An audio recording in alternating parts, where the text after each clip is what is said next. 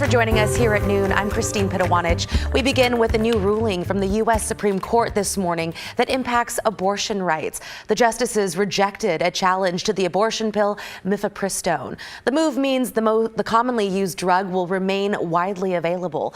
This marks the court's first major abortion-related ruling since overturning Roe v. Wade. NBC's Bree Jackson brings us the details from Washington, D.C. In a unanimous decision, the High Court kept wide access to the drug mifepristone, one of two drugs used in nearly 66% of all abortions last year. That means patients can receive the drug through the mail without an in-person doctor visit. The case stemmed from a Texas judge's ruling last year to move mifepristone off the market. The group of anti-abortion doctors claimed the FDA did not properly vet the drug back in 2000 and put women's health at risk. But the Supreme Court froze that order until it heard arguments last March. During those oral arguments, the government argued that the anti-abortion group had no standing to bring the case and that mifepristone had been on the market for more than 20 years with decades of evidence to prove the drug was safe. At the time, justices appeared to side with the government on this standing issue, even those who ruled to overturn Roe v. Wade. The Biden administration and the drug's manufacturers also argued that taking mifepristone off of the market could undermine the FDA's drug approval process. More than 6 million people have used mifepristone since 2000 as part of a two-part drug regimen to end pregnancies. And this is not the only abortion case on the Supreme Court docket. The justices heard arguments in April over whether a federal law on emergency treatment at hospitals must include abortions, even in states that have banned abortion. Justices have yet to rule on that case. In Washington, Bree Jackson, NBC News. And Oregon Attorney General Ellen Rosenblum released a statement on the Supreme Court's abortion pill ruling, saying, quote, "The Supreme Court did the right thing this morning to reject the AHM lawsuit. This does not mean that the legal battles over access to abortion medication are over. Our unwavering coalition of state attorneys general is committed to defending access to safe and effective medications used for abortions and miscarriage management." Again, the Supreme Court's abortion pill ruling today will not be the last time that they address abortion. So stay with KGW for any and all updates on these major rulings when they do happen. Okay, taking a step outside, gosh, look at that blue sky. This is our Rose City Skycam overlooking downtown Portland. Currently, I think around 67 degrees outside. Chris McGinnis, look at that weather. Nice job, Chris. You're ready to get off the anchor desk this morning, aren't you? Yeah, it is. It's lovely out there. It is. We are watching some high thin cloud cover work its way over northwest Oregon and southwest Washington this afternoon, but it does look gorgeous. To Christine's point, she must have took a sneak peek at the numbers. It's 67 right now at the airport. We are clear up over the Cascades. We're a little foggy still along the Oregon coast. This is the live look from Newport, Lincoln City. If you go to Newport, I think you watch here, the camera's kind of bopping around in the breeze a little bit as those marine clouds pass just offshore. It's breezy right now at the coast. North winds sustained, or north gusts, I should say, to 23. We've actually seen them a little gustier in some cases. North Bend at 32. It's now gusting inland in the southern Willamette Valley. Northwest breeze gusting to 25 in Eugene. Kind of a little bit of a cool push of air that's trying to come in this afternoon. So the temperatures will warm some, but not a whole lot more later today. There's a look at that cloud cover that's scooting on through the region right now. Again, this is really high, thin stuff, so about all it'll do is filter out the sunshine. But you will notice that as we go through the day today. We're 67 now, mid-70s by 3 o'clock. We may or may not get to 78 this afternoon, but easily a really nice day. And Christine, the warmest day of the next several. As we go into Friday, the clouds thicken and we cool down, and I do have rain in my weekend forecast. Not an all-weekend washout, but periods of showers punctuated with some dry time and sun breaks, and I'll walk you through that coming up with a full forecast in just a few minutes. Gotcha. So enjoy it while we have it. Okay, thank you, Chris.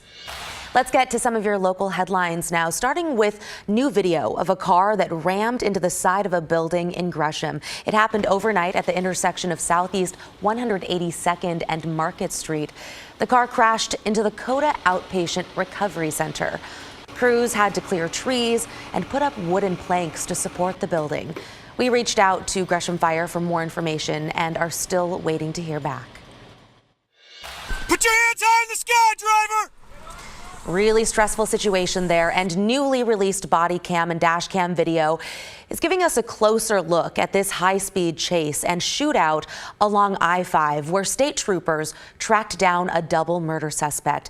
We covered this story when it first happened back in April. The man state troopers were chasing was accused of murdering 2 women in Washington, then taking off with his 1-year-old child. A warning, some of the video may be tough to watch for some people. Investigative reporter KGW walks us through what happened. April 23rd, 2:39 p.m. Oregon State Police spot a wanted man on Interstate 5 after an Amber Alert. The former police officer, 39-year-old Elias Huizar, is suspected of murdering 2 women in central Washington, then abducting a 1-year-old child. 2312. He's going to go ahead and take off from us. We're in this. Got a pursuit going southbound. Newly released dash cam and body cam video shows the high-speed chase near Eugene. Do it.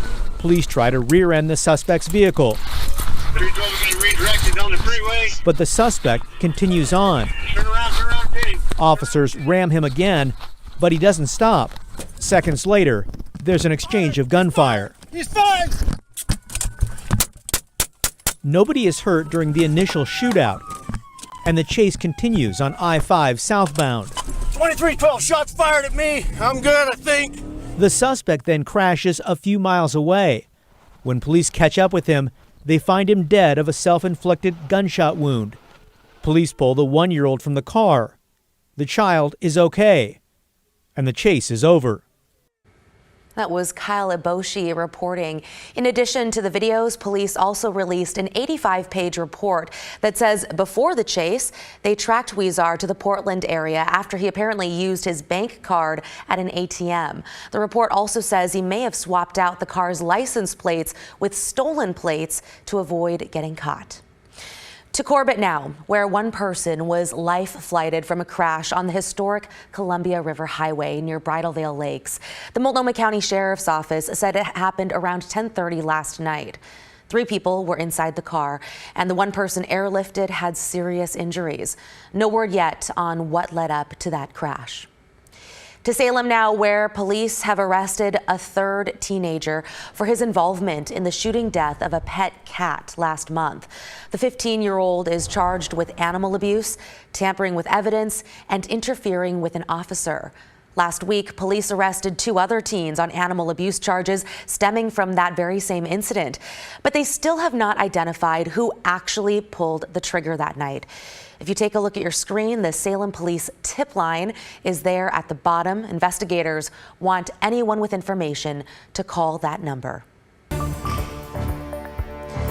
Back to Portland now and the city's homeless crisis. New data shows since last July, Multnomah County has bought and handed out more than 6,500 tents and 24,000 tarps to homeless people. You may remember last spring, the city agreed to prioritize removing campsites that were obstructing sidewalks as part of a settlement in a lawsuit that argued the city was violating the Americans with Disabilities Act. The city has removed more than 4,000 campsites, which equates to roughly between 8,000 to 12,000 tents. That's more than the total number of homeless people in the county. Some county leaders say giving out tents and tarps is a humane response, but some critics say the money should go toward more shelter options. It's a crazy exercise of trying to walk up the down escalator. It encourages people to stay outdoors. The whole idea is to encourage people to come indoors. Deeply concerning. We're seeing this cycle of pumping tents and tarps into our community. We know a lot of that's coming from the Joint Office on Homelessness and some of our well-intentioned nonprofits, and we're continuing to spend way too much as a city trying to clean up our streets. The city's agreement to fund the county's Joint Office of Homeless Services is now up for renegotiation. City Council is expected to vote on that in the coming weeks. Meantime, Oregon Housing and Community Services awarded more than $7 million to create 59 homes as part of the ongoing effort to create more affordable housing in the state. Self Enhancement Inc. will get $1.6 million. The rest will go to a pair of Central Oregon projects, one in Bend, the other in Redmond.